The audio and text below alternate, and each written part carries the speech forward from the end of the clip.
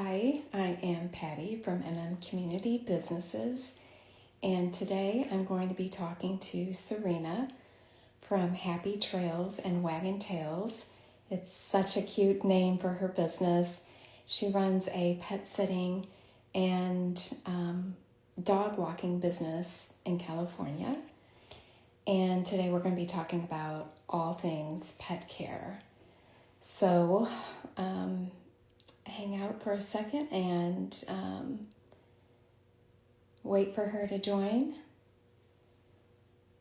If you go out to her website, she has a blog that gives tips on the pet food, what pet food to buy, what treats to buy, holistic health for pets, and she also has recommended pet products.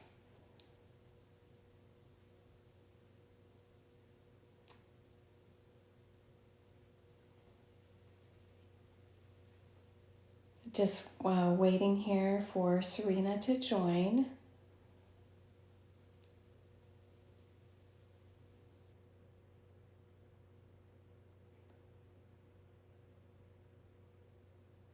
Don't think she's on here yet.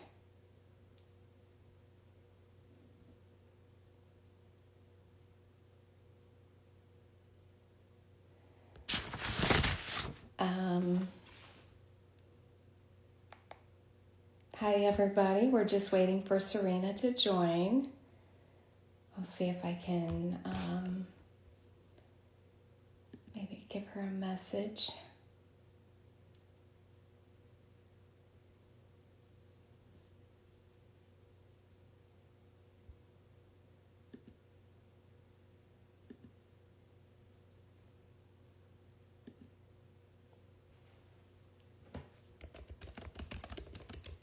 I see she's having trouble getting in.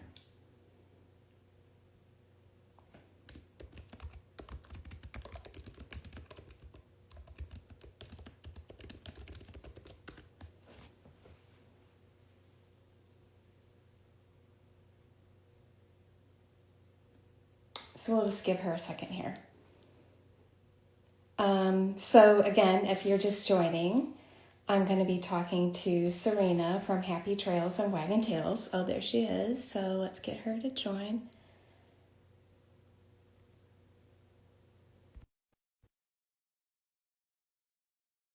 Give it a second here. She should be on.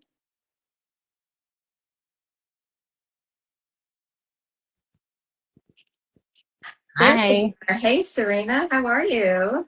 Just fine, thanks. Little nervous, but I'm okay. Oh, that's okay. That's okay. So, you just want to kick it off with maybe, how you found medical medium, and then we can jump into all things pet care. Sure. So I got some notes so I don't stay off track. So I found medical medium with the first book. I was I got bit. Sorry, I got bit.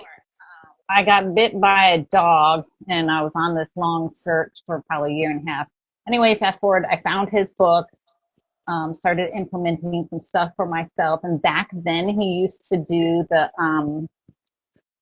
post on Instagram where you can ask questions. So I Oh, got lucky wow. one year, and he answered my question. I asked, did the dog infect me with something, because the dog had recently been sick and almost died before it bit me. And I started having a bunch of pain in my knee. It grew all the way up both of my legs. Oh, He said, wow. no. Yeah, he said, no, the dog didn't infect you. It, activated something, and he told me to take out eggs and do this and do that. So then he still did phone calls at the time, and one of my friends was able to get a phone call with him. And back then, he would let you have a second person on the call so they could take notes. So we asked him at the end of the conversation about our dogs. So even back then, from the first book, he told us a few things that we could give our dogs, like B12, and I think another one for my dog specifically was olive leaf and stuff. So I started implementing his information way back to the first book. Like, I started giving my dog celery juice, and he didn't say we couldn't do it. He didn't say we couldn't do it, but me since I've been a pet sitter starting since like 2006, I've just really invested myself in learning about dog health, and I just felt like it was probably safe for him. But I started out very small, and as far as dosage wise, like maybe like 1 tablespoon, and then I just kept bumping it up, and he liked it so much that back then we weren't, with the first book, we weren't doing the lemon water. It was just the celery juice. So sometimes it was 6:30 in the morning, and I'm trying to prep and make my celery juice, and he's barking. He's like, bark, bark, bark. And he's like, to me, he was like, give me my celery juice. And I'm like, quiet, because I didn't want him to So wake cute. up the neighbors. So yeah, I started doing stuff with him. Actually, Medical Medium had cross-posted one of my posts about him, because I wrote a lipoma blog, and I said how I was doing celery juice, and I did some other Medical Medium tools, and I was able to shrink his lipoma. And so he Wow. cross-posted that. He cross-posted him, or that celery juice benefits page cross-posted my dog drinking celery juice with me. So yeah, so that's kind of where it all started. So I've just kind of been doing things myself, either with my own dogs, or if I'm living with other people that have dogs. Like, I don't know if you've seen some of the videos recently of the lab pit mix or the dachshund, where I'm giving them like the herbal remedies and stuff, and I'm saying, here's 2 different ways to do it. So yeah, the bigger one, she's all into it. No matter what I'm doing, she wants part of it. Like when I'm making celery juice in the morning, she sits there. She wants me to like break off celery and give it to her. She won't even go on a walk with her mom if I'm standing there at the counter to do my celery. She's like, nope, I'm not leaving. And she's like, So gotta get cute. my celery. That is so cute. Yeah. So yeah, I've just been doing it with, myself, with different dogs that either I've personally owned or that I've lived with. And then I started, blogging. So my website is not dedicated per se to Medical Medium, but I do implement a lot of his information in my blogs starting, way back 7 years ago. So like I said, I have like, the lipoma blog, which I have a lot of his information in there. I say how, I shrunk my dog's lipoma with it. I actually had some breast cysts at the time, so I started doing the same information, and I got rid of them all by myself. I think I have a heavy metal blog, like hidden ways that your pets are being exposed to heavy metals. Several dog food blogs, one cat food blog, like ones that I think the foods are going to be the most compliant. They're not 100% if people want to get particular, like, say like, oh, well, all the way down this ingredient list, it says beef. And they're like, MM says no. Well, I think you're missing, for me, I feel like people are missing out on a possibly good food, because something that's way down the list, if you know how to read an ingredient label, that means that it's in there in such a small percentage. So why would you miss out on a food that has all these other great ingredients in it? I mean, that's just my opinion, but I have been working on, besides the dog foods that are on my website, like I said, my website is not specifically geared for Medical Medium. It's just, the holistic pet community, but I use a lot of his information. So I have different, dog foods on there to meet different things that people are looking for, whether it's style of food, like the type, or like, air dried, freeze dried, raw, and things like that. But then there's also styles, whether it's barf, prey, and stuff like that. So it depends. So if somebody asks me, hey, what's a good dog food? That, to me, that's an open-ended question, because I don't know what your budget is, what your dog's preference is, what your preference is. Do you want something shelf-stable? Are you willing to have something in your fridge or freezer? So,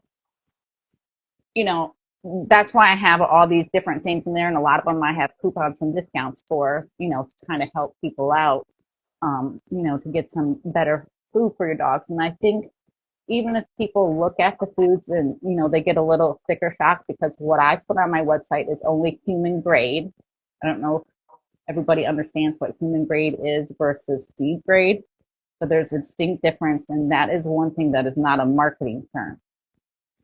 Meaning, like, it's a useless thing. What marketing is on a dog food bag is if you see this picture of grilled chicken there's no grilled chicken in that dog food bag. That's a lie. But it's so funny, the different regulatory agencies that have anything to do with dog food, they will get particular about a font size on a bag, but they'll allow pictures of a grilled chicken when there's no grilled chicken in there. Wow.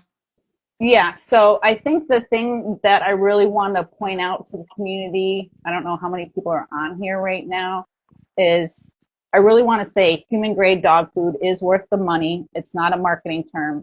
And if it doesn't say human grade on the bag, because anybody can put anything on their website. I mean, I say that because I have my own website, but there are certain like internet laws and things like that. But when it comes to dog food, if it's specifically written on the bag, they have to go through a whole slew of like rules and regulations that they have to follow just to get that on the bag. So that, is true if you see it on the bag. And for any other food that you find in the grocery store, big pet food chains, like the ones that start with P and end with O,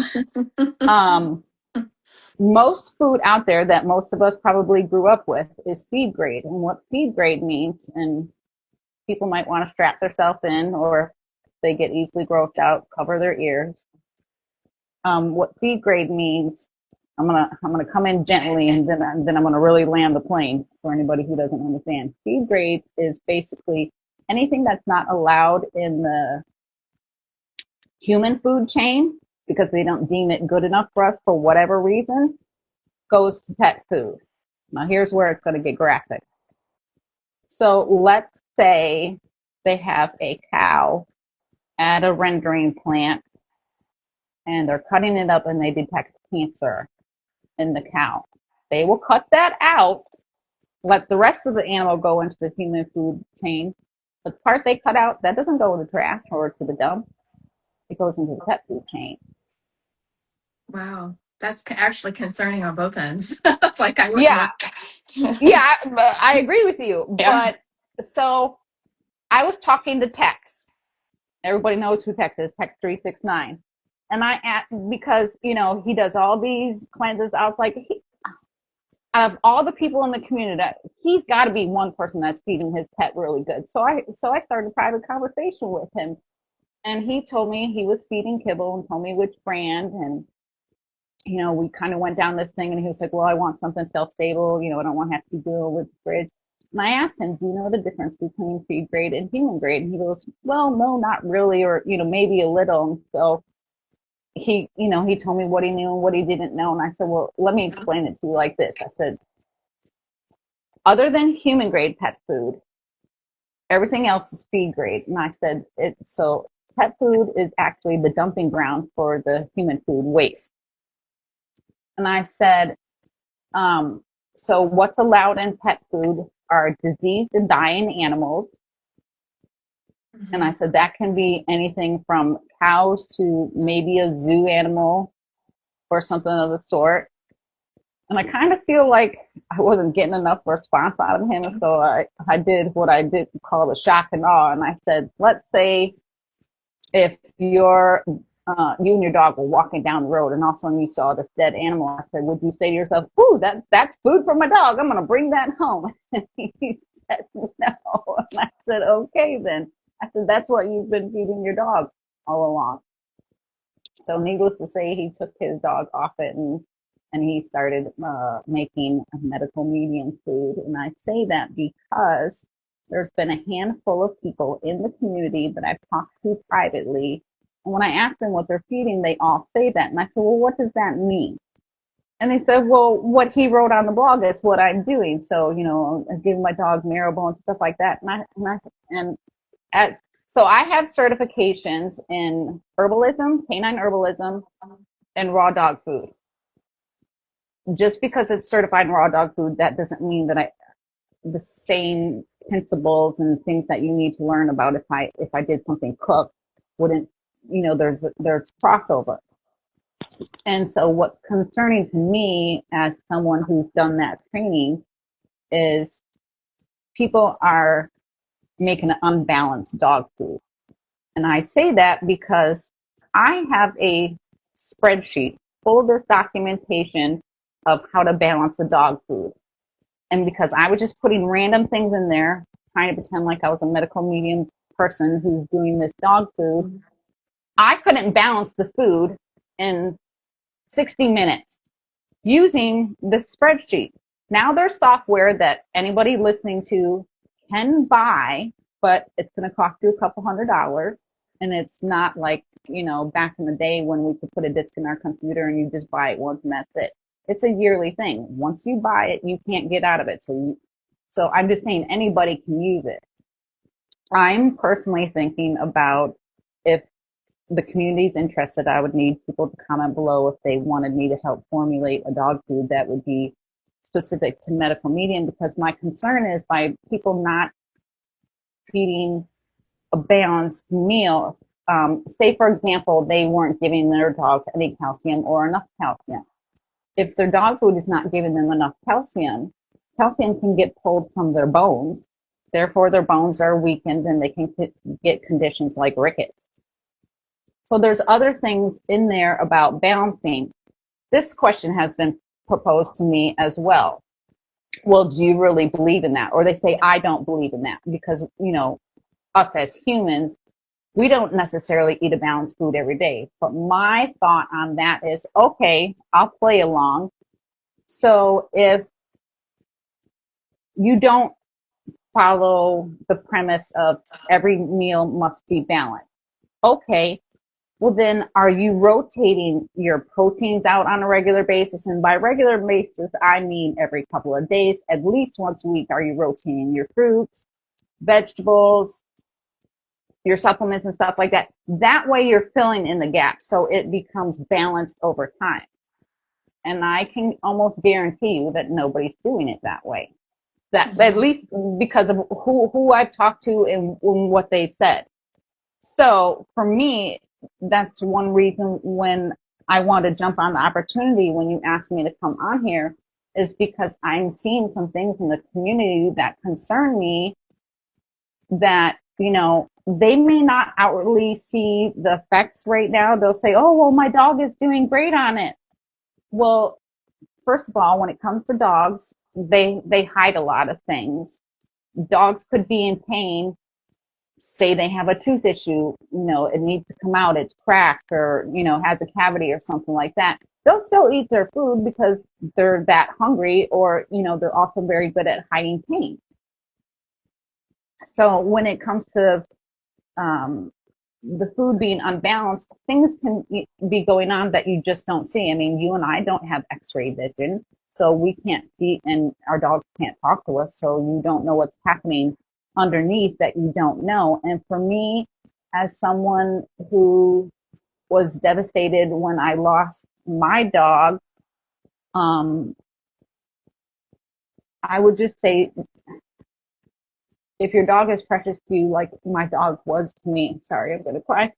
Do you really want to take a chance on giving them this unbalanced diet and then your dog dies prematurely? I'm sorry. I'm so Because it's sorry so for much, your loss. Yeah. it's been over 7 years, and sometimes it still gets to me like this because pet health means a lot to me. My dog meant a lot to me. I don't want people, I know they're trying to do better for their dog and they don't know what they don't know, and that's why I'm here to try to fill in the gaps. But They probably don't realize they're yeah, and that's nourishing their why, dogs. It's just right, kind of and that, like us too. It's like, we have to be a balance, be balanced in our foods as well. And if we don't do that, like if you don't do that for, your whole life, like most of us don't until we find medical medium, we have a lot to heal. And pets are just like humans, right? And how the body works. yeah, and Love their and life is balance. their life is already so short. So from my perspective, I, I, I just don't, I'm trying to share some, I've done all the mistakes. I've done kibble. I thought I was smarter than a fifth grader and I started making my own food. Now, mind you, even though I wasn't using a balanced recipe from a vet or a food formulator, sorry, I had to say that a little small. what I was doing is the one dehydrated food that he had on his website for a long time. I haven't been on there to see if it's still on there. Um, Mm-hmm. they had the amount of ingredients on the picture. I don't know if they still do. Like they would say, okay, well, it's a certain amount of, so many pounds of chicken and so many bananas and so many sweet potatoes and this, that. So I was like, well, okay, I'll just do that myself. And I'm not, and I only did that probably like the last 6 months of his life. So I'm not saying that, he died because of what I was doing. I beat myself up for years, wondering if my doing that made the progression of his cancer happen so much faster. And I didn't know that he had it because I also made the mistake of, well, he seems great and I do all these things for him. I feed him good food and I'm giving him supplements and, he's doing celery juice and the HMDS and all those things. So I didn't take him to the vet in a while just to get a checkup. And I should have done that because had I done that, maybe they would have caught his cancer sooner and I could have done some things even if I didn't, couldn't get rid of it, that at least I could have extended his life a little more. And he basically went from running and jumping and, full of energy to all of a sudden he just collapsed one day. And I rushed him to the vet and that's what happened. And it was like in his chest, so it was an inoperable area. So I Sorry for just, your loss. Yeah. I appreciate that. Yeah. So I just really want to stress to the community if they're doing homemade food that there's a lot that they don't know that could actually be harming their pet. I mean, I think it's great that they, want to get away from things like the feed grade food and the kibble and stuff like that. But there's a lot to know about balancing it, like I said, about the calcium and if it's not right in the food or it's just completely missing. And there's some other, vitamins and minerals like that, too much copper can cause copper storage disease and, things like that. So there's a lot to know. And like I said, if the community's interested, I'm not going to invest in the software until I know there's people on board that would actually want to have the recipes made and paid for them. But, I just caution people, even if they're like finding recipes online, if that was not made from, a food formulator or, a holistic vet that also formulates food, I wouldn't follow that recipe. Matter of fact, I have a book from Dr. Karen Becker. It was the most recent one that came out. And let's say there's 50 recipes in there. You know how many of them would, I would consider medical medium compliant? One. Wow. And that particular recipe, they said this is not something that you should feed every day. It should only be fed on occasion. So I've looked at other recipes from, pretty well known people and a lot of them aren't. Mostly they have eggs in them. And then the next one they have is dairy. Wheat is not too often in some of the foods. They are in treats, and the same thing with treats. There's feed grade treats and pet treats. Feed grade treats and human grade treats, which, by the way, I've created a medical medium compliant pet treat list. It's for dogs and for cats. So if you don't want all that stuff in there that he says no to, these are going to be the treats that are safer for your pets to eat. Because in my 20 years of taking care of pets, I can tell you there's probably only been maybe one or two people that fed what I consider both good food and good treats. It's normally bad food, bad treats, bad food and good treats, good food and bad treats. It's very rarely good food and good treats. Wow. It's a lot to unpack there. Yeah, and when I it, know he's sorry, go ahead. Oh, I was just gonna say we only have a couple people on right now, but maybe you'd want to do like a poll or something later to see if people would be interested in that. Yeah, because Um, a few things that I've been trying to work on. So when it, I told this to you privately, but when it comes into like health coaching, there's all these rules. Very, I live in California, so California came up right away. But when you're doing things virtually, you are now crossing state lines. So there's all these rules that you have to follow. And then because it's pet health, it falls under like, the pet veterinary boards and stuff like that. So there's things that I can say and not say. Like, for example, if I were to consider coaching, I likely wouldn't do it one-on-one for right now because of all the things that I'm reading. It's a lot more liability for me, to where I'll be more open to doing like a webinar where like I teach and, people are there to join and watch and so forth, because it's safer for me to talk about a topic. Like, say, if people say, okay, well, my dog has IBS. Well, I can't address you and your dog specifically because then I'm going out of my scope. I need to stay in my lane, meaning I can't treat or diagnose like a vet would. So I would have to approach it from the angle of talking about gastrointestinal health. Mm-hmm. Right. Topics instead of Right. diagnosing each individual pet without even physically being in front of that pet, right? Yeah. I want to show you my shirt. So back, you remember when medical medium was getting all that hate and all those things were coming out? I tried Yeah. my hand in supporting him and therefore the community by creating some shirts. And here's one of them. The celery juice. I call it celery juice is life because there's the heartbeat and then there's Oh, the I celery. see. Oh, that's cool. I love it. Yeah, so I am not that artistic. I did try my hand at, trying a few designs. I have this celery juice shirt, a different one, and then I created one that says HMGS for life. And matter of fact, when I went to the book signing that he had up in the LA area, I had one of the shirts printed because I was like doing it through Etsy, had it sent to me, and I brought it to the book signing and I gave it to him.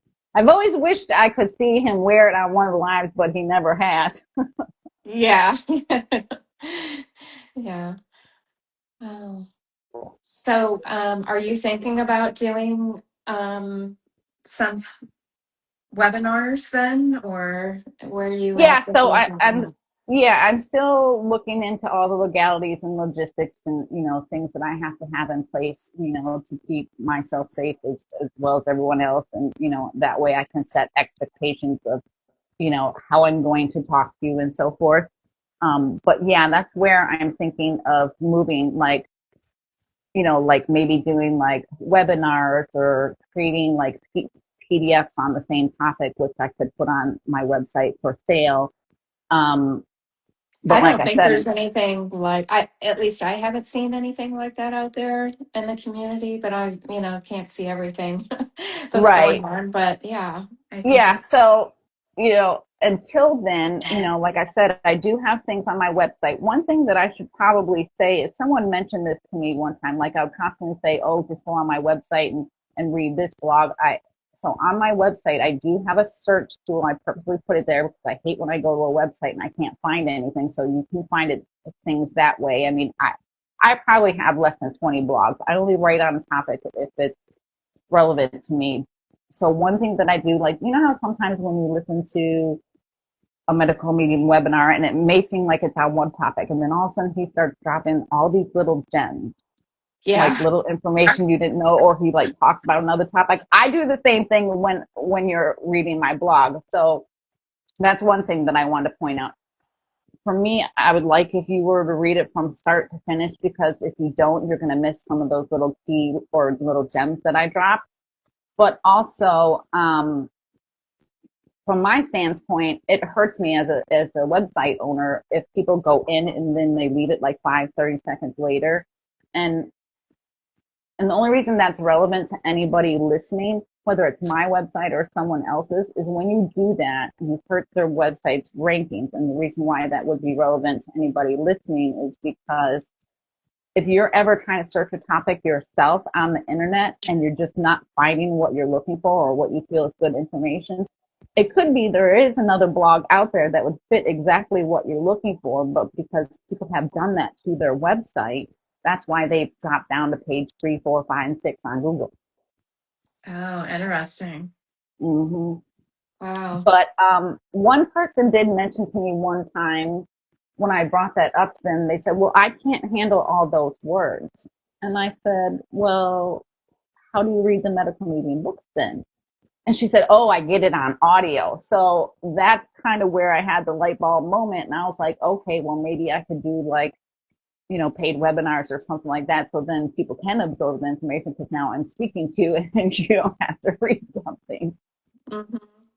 Yeah, and sometimes people just don't have time to read, but they have time to multitask and listen. Yeah, that's true too. I mean, most of my websites, I think, or excuse me, the blogs, it has, right up at the top, it'll say like how many minutes it's supposed to take for you to read. So it depends on how fast you read, but it gives you a general timeline. And then I try to break things apart in sections to kind of give people, a quick overview, like, where in the blog they may want to jump to too. Mhm. Oh, one other thing I want to mention that I've seen in the community, I think it's great that a lot of people are trying to use herbal remedies with their dogs. Again, as a herbalist, I must caution you that if they're using the human version to properly dose your dog, there's actually a formula that you have to follow. If you're just doing it willy-nilly, you could be giving your dog too much of a supplement. So Wow. I have a formula. I've posted it on my Instagram before, and I've also posted it on my website called Herbal Remedy something or other. So I write out the formula, and then I give you an example of, say, okay, if you have a 75-pound dog, here's how this formula applies, and then here's the answer. And the reason why I did that is because, sometimes myself or whoever, if you read something, you may misinterpret it to what the person meant. So if you were to run the example yourself, you'll see what the answer really should be. So that way you can do it for your pet. You should tell us what your website address is. It's it's really long to type. Everybody thinks the name is It's cute. probably it's your same name, isn't it, as your business Yeah. name? So I for anybody who doesn't want to type it, if you go to my profile, it is linked there, but it's Happy Trails and Wagon, but it's spelled Wagn because I was trying to shorten it Tails. So just think Happy Trails like the song, if you're old enough to remember that. I mean, I wasn't born yet, but I've heard the song. And then what do dogs do? Wag their tails. So Happy Trails and Wagon Tails. I think that's a cute business name. Thank you. I pulled the audience back in the day after I thought of a few business names, and that's what people like the most. Yeah. Oh, So, one important thing I wanted to say real quick. So I talked a little bit about the food and the herbal remedies of what I was seeing in the community, and I was concerned. Liver. Everybody will, if I bring the topic up, they'll say, he said no liver and, blah, blah, blah, blah, blah. The second part of what he said was, if an animal, like he's referring to, like wolves or something like that, if they were forced to eat liver, what they do after then is eat shoots and roots to cleanse themselves. So the reason why I bring this up, a lot of the dog foods that are on my website will have liver in there.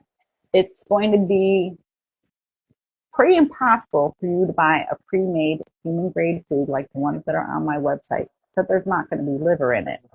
So if people can now understand that he said there's other things you can do because you ate liver, like to eat the shoots and roots, I think that will help people probably feel more comfortable with picking some of the foods that are on the website.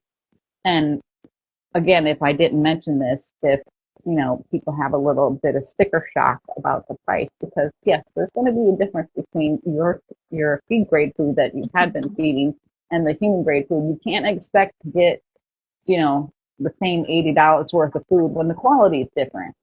Um, but I have a lot of discounts on my website for a lot of the foods. And the reason why I bring that up is, even if you still can't afford it long term, go ahead and get a small amount of the food, use the discount, and think of it this way. Like we do the cleanse for ourselves. Do that for your dog. Just temporarily get them something that's going to be better for them, especially if, you've been feeding kibble, or if you've been doing the medical medium homemade dog food, which by the way, he never said was a recipe, and he said this is some of what I do, not everything that I do. Then you can help, bring your dog back into, a better state. So just like we do a cleanse for 9 days, give your dog the better food for so many days, even if you can't afford it long term. Just at least take advantage of the discount. There's been a few people in the community, and they've done that. Like I had one company was a raw food company, and they were giving 10 pounds of food away for free. Wow, that's nice. Mm-hmm. Nice. Is there anything else you want to tell us about before we end the Yeah, live? real quick. I know he always talks about the jab Mm. and how Mm-hmm. they're not great. So as you may know, um, dogs and cats get that. But now they've come out with MNR, mRNA Yeah. jabs for Mm-hmm. pets. Wow. So I just want people to be aware. Rabies is the only one that's legally required. That's it. All the rest of the ones should be based on your pet's lifestyle and what you're exposed to. You can get titers if you go to an independent vet versus a corporate vet, meaning like a lot of the vet clinics are being bought by the big candy makers who also own pet food companies. Mm-hmm. They're going to charge you more for a titer. Like I was just listening to a webinar the other day where somebody said the vet wanted to charge them $450 to $600 for a titer, and Dr. Judy said no. If it's a corporate vet, they probably can't do it. But if it's an independent vet, they can send the titer to, I think it was Kansas State University, and you could probably end up walking away paying for a titer for like $50. Wow. It's a big difference. Mm-hmm. So is there anything else you can think of that you want to share? No, there was just a few key things that I just wanted to pop in here and say, that I've seen going on in the community and share why I have a little bit of concern. And then, the jab thing was fresh in my mind because I just watched it This is webinar all yesterday. Yeah, valuable information, from yeah. the herbs, what's in the dog food. That's, I mean, I kind of figured that. I've never, investigated that, but wow, Well, that was mind blowing.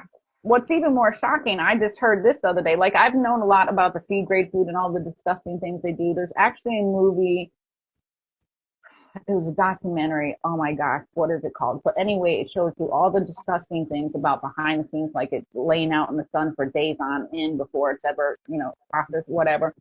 But if animals have like ear tags and some kind of metal and stuff like that, none of that is taken off before it's put Mm. through the grinder and stuff like that. Supposedly that's what I heard. Supposedly that's what's done. And supposedly they have these big magnets hanging above the machines to try to pull that metal out. So recalls happen more often with kibble than it does with raw food. So for anybody who's afraid of raw food, again, just a reminder, he said that dogs have more stomach acid or blends than we do. That's just So don't so be afraid sad. of raw food. That's so sad. Yeah. That's very disturbing. Yeah, our pets get the short end of the stick on a lot of things. And I'm just trying to do my part to share some information. So Well, thank you for enlightening all of us and sharing your wisdom and knowledge that you've learned over all these years. I really you're appreciate welcome. it. Thank you for having me. You're welcome. Good luck with your webinar. I hope you're able to do that. That would be amazing. Okay. Have a good day. You too. Bye. Bye.